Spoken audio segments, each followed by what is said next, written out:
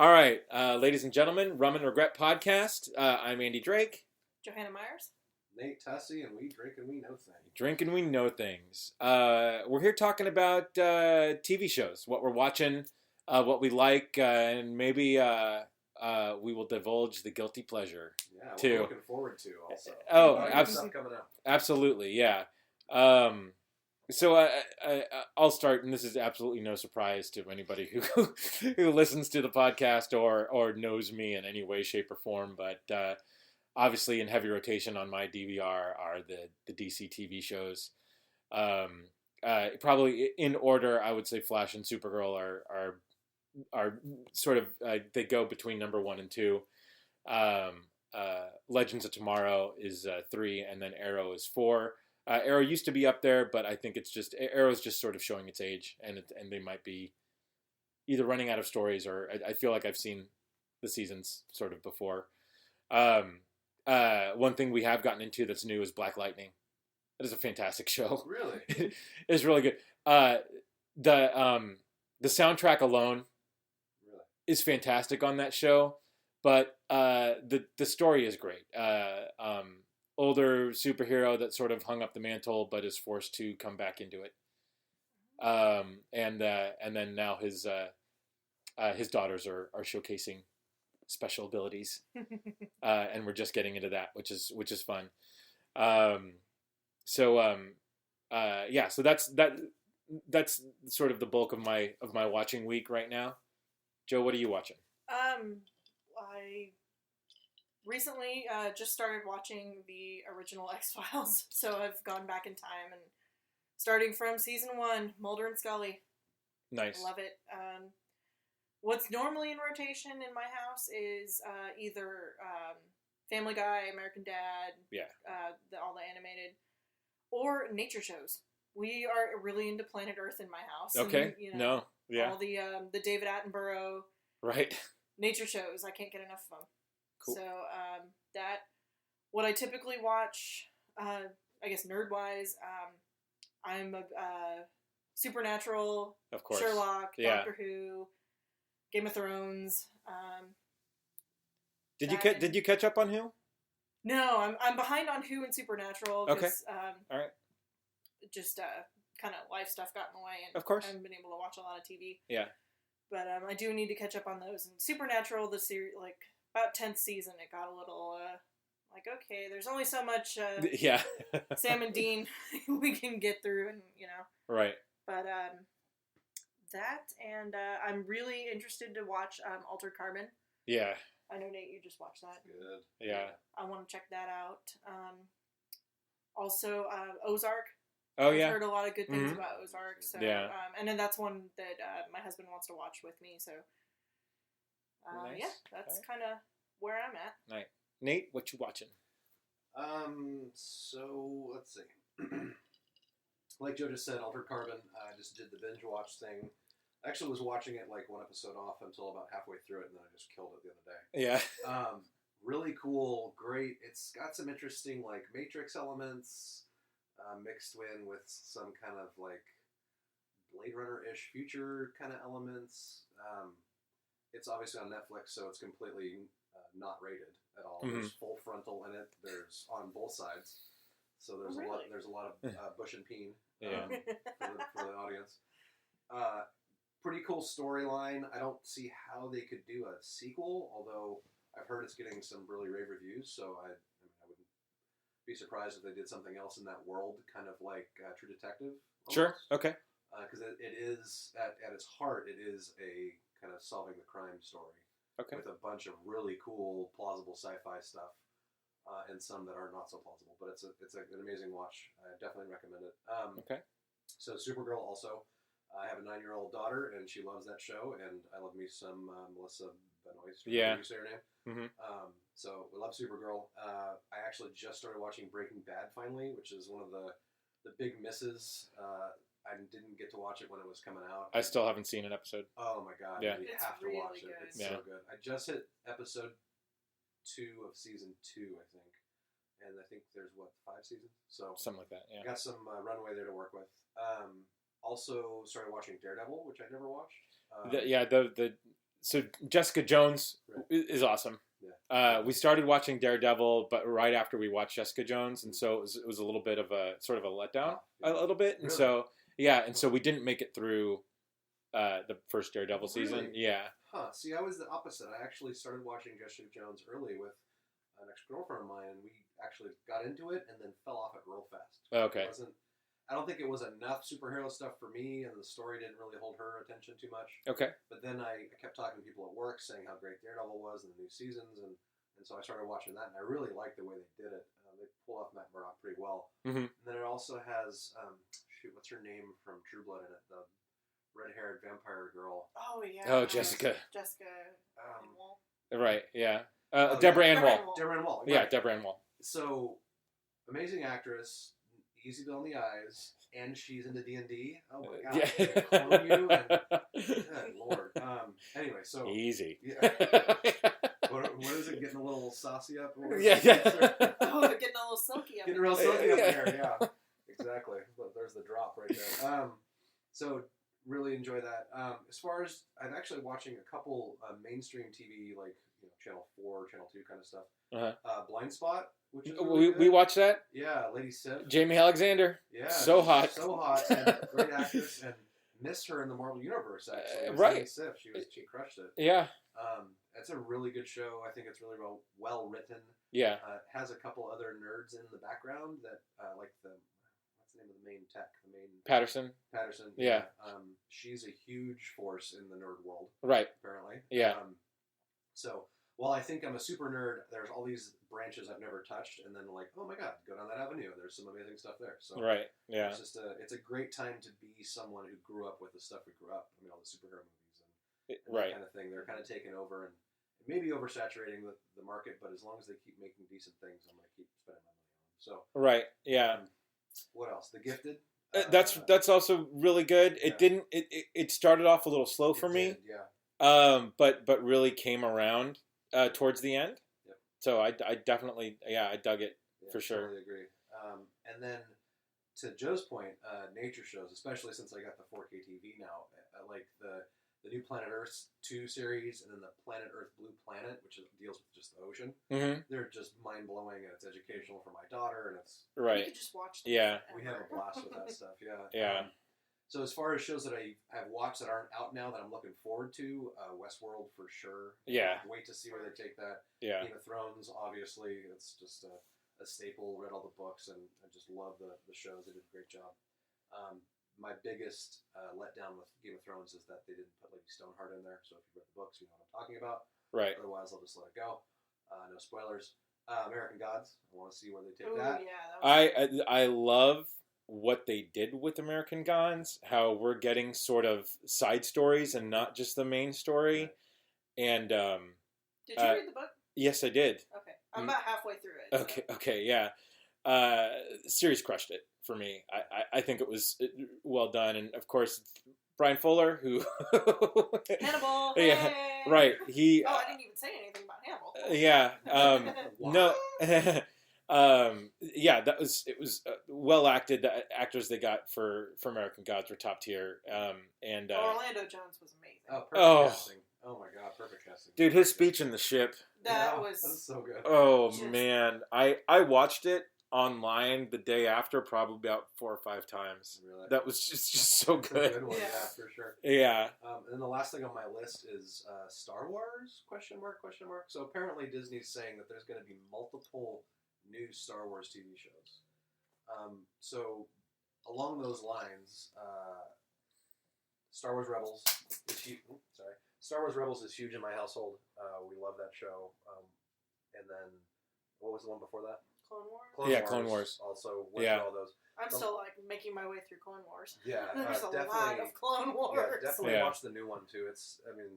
Rebels is great, and there's really strong characters for everybody. I'm sad to see that end this year, but I'm sure they'll do something else. Oh yeah, yeah. Again, long-winded, but that's fun. Right. Yeah.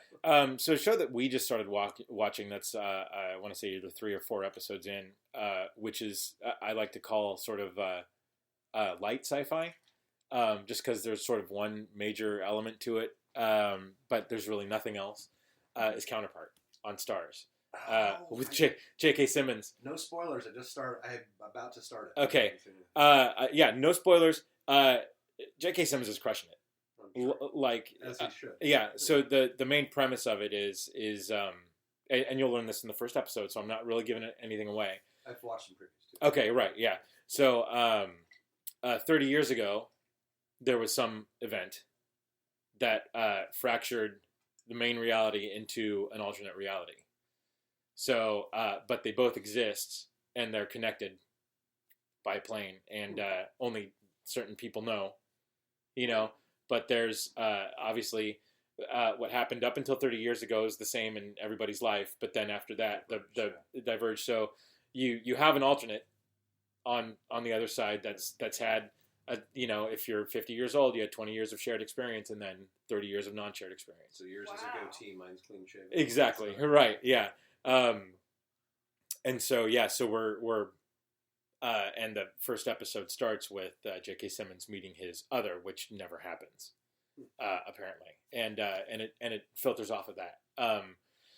It's great. I'm totally hooked in. It's Sunday nights. It's our Sunday night sort of fix now until other shows come back. But it's really good. It's a fantastic hour of show, and what's really cool and I'm gonna out myself a little bit as sort of a guilty pleasure here, but when Girls was online, okay, I watched Girls, okay, but the way we ingested Girls was HBO on demand, and after the credits rolled, they would do this little sort of 2-minute explainer where Lena Dunham would come in and explain sort of cool. They did these things, and so Starz is doing the same thing with Counterpart. So they have the writer and creator of Counterpart doing his little sort of explainer and why he put certain scenes in and everything. And so it's that stuff that just sort of meta information for me on watching shows is fantastic, because you take certain things for granted as you watch them, and it's like no it's like we placed this here just so you could see just sort of how everything's going. So that's like I said, if you're looking for sort of subtle sci-fi to watch, and like I said, it's so subtle just in the point that it's a cracked sort of reality. Right. Yeah. It's really good stuff to watch. I thought of a couple more, but I wanted to give Joe a chance because I was super long-winded before. Did you have any other ones you wanted to talk about? One that came I'm kind of the animation nerd of I love cartoons and I love adult cartoons. I just got turned on to one that's really hilariously funny. It's called Big Mouth. I don't know if you've ever seen it. Okay. It's basically just high school kids. It's the story of like kids going through puberty. Okay.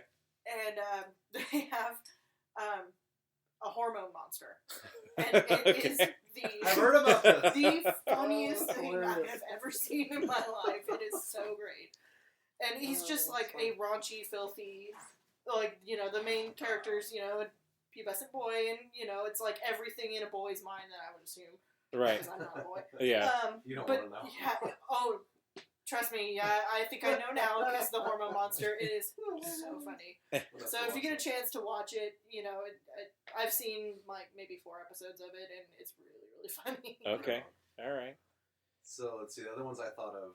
One that I haven't watched enough of that I need to watch more of is Rick and Morty. I love Rick and Morty. Yeah. Holy crap, that show's amazing. Okay, so do you know the origin of Rick and Morty? No.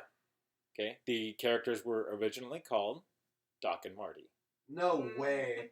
Really? And so it had to be changed, of course, when it got picked up, to be its own sort of thing. That's hilarious. Yeah. That makes a lot more sense. Right. Actually, from the few episodes I've seen. Yeah. That's hilarious. Yeah. That one's hilarious. So then the other ones that I'm kind of excited to see what they do. Actually, one other one that I'm watching now is The Magicians. Oh, that's a fantastic. I want to see that. So okay, that is so fucking. It's a fantastic show. So yeah. Felicia Day's on it now. Yeah. Right. Yeah. And a big character. So Jamie read the books. My wife Jamie read the books, and they're completely off book now. So the first season sort of kind of spanned all the books, right? And so but yeah, so that like Wednesday night was our magic night with librarians, which was a really good show. Yeah. And they just ended their run, which is but they're coming back next season. Right. Larroquette's on that show, and he's just great. He's fantastic on that. Magicians is great. Like I was worried it was going to get stale after a while, but no, it's really good. Like I'm completely hooked in, and the characters are so well done too. I can't remember the name. What's the name of? She's the queen right now with the Margot. Oh my god! Yeah, no, she's fantastic. She says, right. I'm gonna eat her heart in front of every fairy cunt in this. Yeah. Like, oh yes, I love you. That's amazing. And I noticed this too, and I saw an article on it. But yeah, the late night sort of sci-fi can get away with dropping the F-bombs and get away with dropping. Yeah, no, absolutely, and it's amazing. Yeah, it's really good. The Quentin's droopy-eyed best friend, who was the girl, the black-haired girl. She was a little, the first season. She was a little sort of rough. Yeah, a little rough for me to take on, but she's got a rough story arc. She's we won't give anything no. Yeah, but she's gotten more interesting now. Yeah, for sure. And so the whole. So you haven't seen an episode, Joe? No. Yeah, oh, okay. All right. Yeah. No. So we won't spoil anything for you, but great show. Yeah. But yeah, I mean, think of it a more sort of rooted Hogwarts. In society. Very realistic. Yeah. New York City. Right. Finishing school, basically. Right. Yeah. Not as it's kind of like the Star Trek to the Star Wars. Right. Yeah. That kind of thing where it's like a plausible world as opposed to high fantasy. Mm-hmm. That Hogwarts would be. Right. Yeah. So I think Magicians is fantastic right now. So the last one I had that I was thinking of that I'm hoping it comes back is The Expanse. Oh yeah, no, it will. Sci-fi. It's supposed to. Yeah. Talk about a great sci-fi, like reality-based kind of sci-fi in the future. Holy right. Crap. Yeah. Such a good show. Oh yeah. Really well written and very subtle in what it does. It's not all about giant special effects. Right. There are some really good. Yeah. But it's not rooted in that. It's the story that's driving everything. It's Yeah. No, that's another show that doesn't have. I mean, like you get decent actors on from time to time, but no big names to sort of driving the show, and it's really good. It's fantastic. Yeah. Another thing I got to talk about for just a minute, Hannibal. If you guys haven't watched Hannibal, it is amazing. It is a beautifully done show. Like it is actually beautiful to watch. They make the most grotesque murders look amazing. And who stars in that again? Mads Mikkelsen and Hugh Dancy and a bunch of other amazing people. Yeah. Lawrence Fishburne's in it, and Zoe Washburn. Oh yeah, yeah, she's Bella Crawford. Oh nice, excellent. So it's really good for if you are a Thomas Harris fan. Mm-hmm. There's a lot of tie-ins to the first, all the Silence of the Lambs and Red Dragon. They kind of right. They go through the storyline, and they also do little kind of. There's things that Clarice says in the movies that somebody else says in the show, and so you hear lines where you're like, "Hey." Yeah. Nice. But, yeah. I just heard Brian Fuller is hinting at season 4 is coming soon. Nice. Hopefully, please. Yeah. So another Brian Fuller run show that I feel obligated to sort of talk about, just because it's part of the major nerddom, is Star Trek. On CBS All Access. I really enjoyed the first season. I think marketing the show in the way that they did was a misfire, because they marketed it as in canon of the original series, but set 10 years before. Really? Yeah. No idea. Right. But it's a very, very high budget show, and it's really hard to get from where they are in this Star Trek sort of universe to the original series, right? And so I think they just should have just said, well, this is spin-off of something. Yeah, but this is the beginning of it. It's a big universe, right? Yeah, but things that they've done right is that they have included people who have worked on past Star Treks to work on it. Frakes directed an episode. No, right. Yeah. Nicholas Meyer, who wrote a lot of The Next Generation and some of the movies, who wrote Star Trek 6, has worked on the show. And then the last, Jason Isaacs is the captain, which we all love Jason Isaacs. And his arc turned out to be one of the more interesting ones. it was really good. And one thing that they did right, and this isn't really a spoiler, but they're taking elements from the original series, obviously, because it's set very close to that universe. Yeah. They've diverged story points quite a bit from where the original series starts.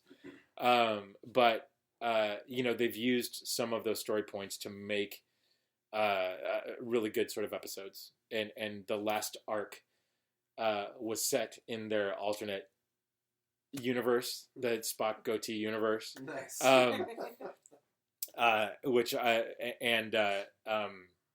The choices that they made sort of coming out of it were really, really good. Klingons are done really, really well. Really? Yeah. I mean, we're going on 20 minutes here, but we watch a fair share of reality shows too. But in terms of like the competition shows like Face Off and stuff like that, I don't know if you guys have watched Face Off at all. I've watched like a few seasons, but I'm not current on it. Right, yeah. So I can't hear that phrase without Nick Cage. No, absolutely right. Yeah, and you should watch yeah, it. It's really good. So one of the main producers, Glenn Hedrick, has worked on, has done makeup for a lot of things, and he did the makeup for the Klingons. I know what you're talking about. Yeah, right. Yes. Yeah, and so I think the Klingons. This is probably the best representation of Klingons that we've seen. Really? Oh, wow. I think in a show. I mean, the fact that we're not seeing it on a movie screen and seeing it in a TV show is just really, really cool. Are there tribbles? There are, but it's subtle. Okay. There is one tribble on the Enterprise in the captain's quarters, and the second Jason Isaacs and sort of where he's sort of coming from and how he's viewed by the crew, it makes complete and total sense. Awesome. Right. That's funny. Was it worth the subscription to CBS All Access? I think it was. So wait, what's the subscription? Well, so you can get it for $7 and get commercials, or you can get it for $9 a month and get no commercials. Huh. I did $9 a month, no commercials. But now that it's over, all right, so they did 15 or 16 episodes. So I don't know if I'm going to continue or just re-up it until it comes back. Interesting. Yeah. Huh. I think it was worth the cash. I do think it was definitely entertaining, and I, as a Star Trek fan, I enjoyed it. I have a hard time connecting it to the original series.